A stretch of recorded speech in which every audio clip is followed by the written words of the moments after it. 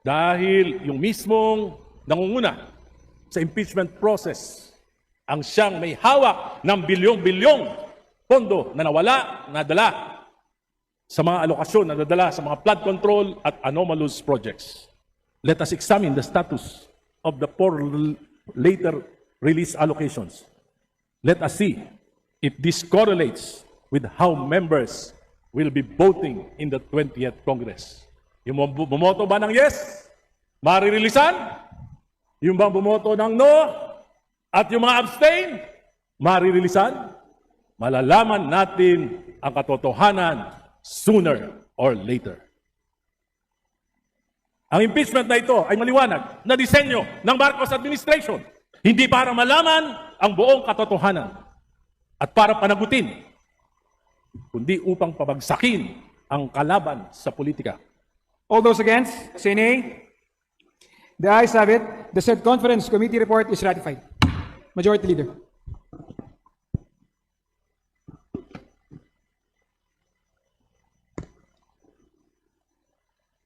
Mr.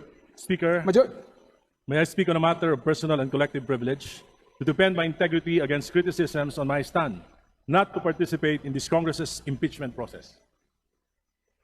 the gentleman from Caloocan has 10 minutes. Thank you, Mr. Speaker, my dear colleagues.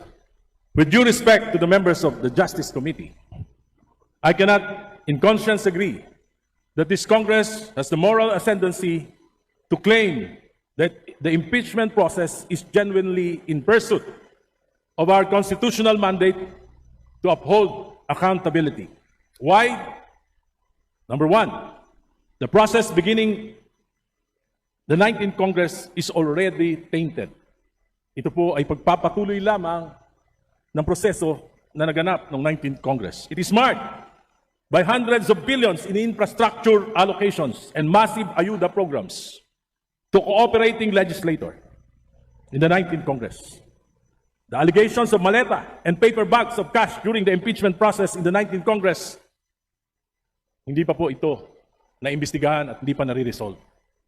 One of the prime movers of the impeachment in the 19th Congress is Saldico, who resigned and left the country. Nakapagdududa. Dahil yung mismong nangunguna sa impeachment process ang siyang may hawak ng bilyong-bilyong pondo na nawala, nadala sa mga alokasyon, nadala sa mga flood control at anomalous projects. Maraming mga pahayag na nakakabahala, ngunit hindi natin ito iniimbestigahan. Kung susuriin lang natin ang mga allocations sa mga distrito ng mga legislators na aktibo sa impeachment process noong nakaraan. At marami pa rin mga aktibo ngayon. In particular, in the 2024 and the 2025 national budget, magugulat tayo sa laki nito. Even in my opponent in the last elections, the 2025 elections, publicly admitted that she signed the impeachment of VP Sara Duterte in aid of allocation. Natatakot siya na hindi siya mabibigyan ng pondo kung hindi siya pipirma sa impeachment.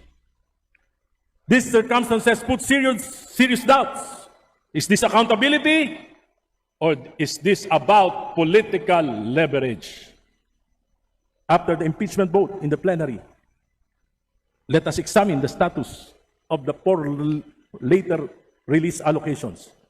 Let us see if this correlates with how members will be voting in the 20th Congress. Yung bumoto ba ng yes, maririlisan? Yung bang bumoto ng no, at yung mga abstain, maririlisan? Malalaman natin ang katotohanan sooner or later. Ang impeachment na ito ay maliwanag na disenyo ng Marcos administration, hindi para malaman ang buong katotohanan at para panagutin, kundi upang pabagsakin ang kalaban sa politika at upang makalusot sa pinakamalaking nakawan sa kasaysayan ng bansa.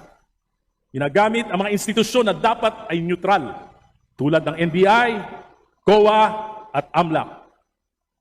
This impunity, nakakabahala po. Kailan ito titigil? Paano? Pag ako na, tulad ko, na bumabatikos, Paano kung gusto kong patahimikin? Gagamitin din ba yung mga ahensya na ito? Baka magulat pa tayo. Maulit ang kasaysayan. Magamit ang mga institusyon para sa pagpapanatili sa kapangyarihan. Naganap na ito.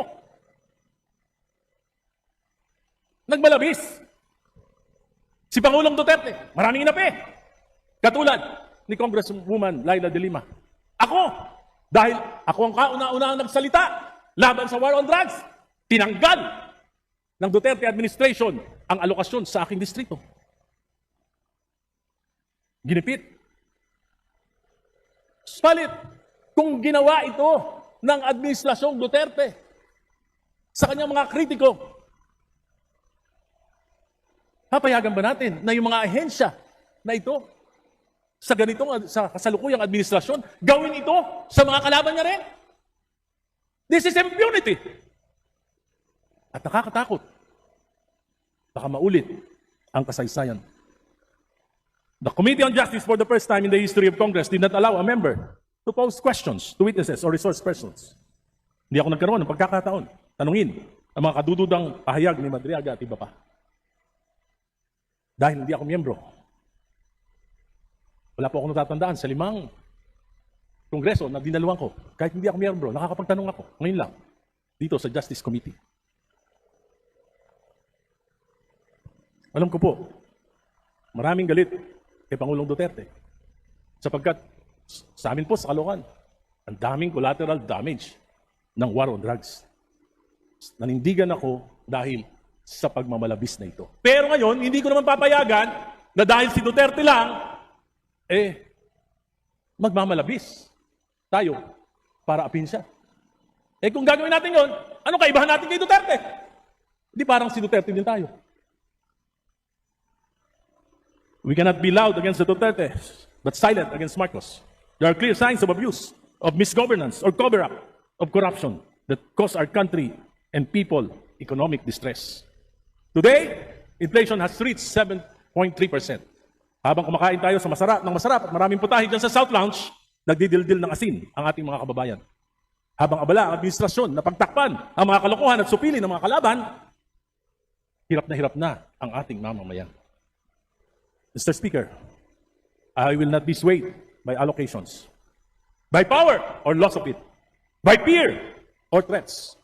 I will stand by the dictates of my conscience, guided by my discernment and prayers, and what I believe is for the betterment of our country. Kasaysayan ng husga kung sino ang umaatras sa laban at kung sino ang nakikipagsabwatan. Ako si Agay Risen ng Caloocan, nanindigan nung EDSA 1, nanindigan nung EDSA 2. Lumaban kay Duterte sa war on drugs. 40 taong lumaban sa mga political dynasties. Lumaban para kay Noynoy, para kay Cory, para kay Mar Rojas. Patuloy na lalaban sa Administrasyong Marcos hanggang hindi nito masusumpungan ang katinoan. Maraming salamat po.